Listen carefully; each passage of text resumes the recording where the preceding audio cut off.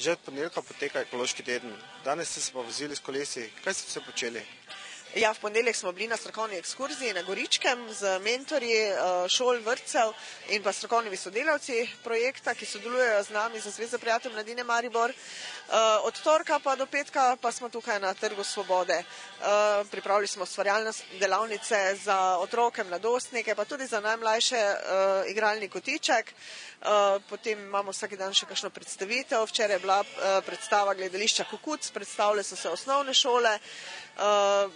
Tudi vrtci so prišli na obisk in ustvarjali z nami. Danes nas je žal že dvakrat pregnal dež, ampak mi se ne damo. Danes je dan namenjen tudi kolesarjenju, zato tudi majčka zapelji me s kolesom in ena skupina se je podala po Mariboru, sicer malo manjša zaradi slabega vremena, ampak vendarle. Jutri pa je v sodelovanju z Svetom za preventivo v cestnem prometu Mestne občine Maribor, ki organizirajo dan preventive in sicer s sloganom zapelji se varno in varčno. Kakšen je odziv?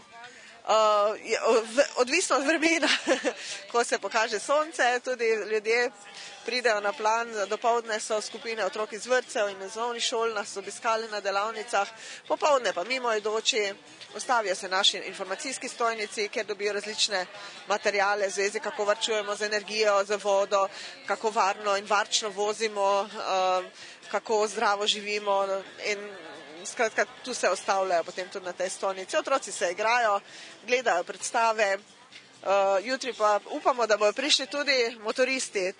To si najbolj želimo, da bi prišli, ker ob 3, 4 pa 5 so pripravljeni inštruktorji, policaji, ki bodo z njimi šli na panoramsko vožnjo z nasveti, kako se varno peljemo z motorji.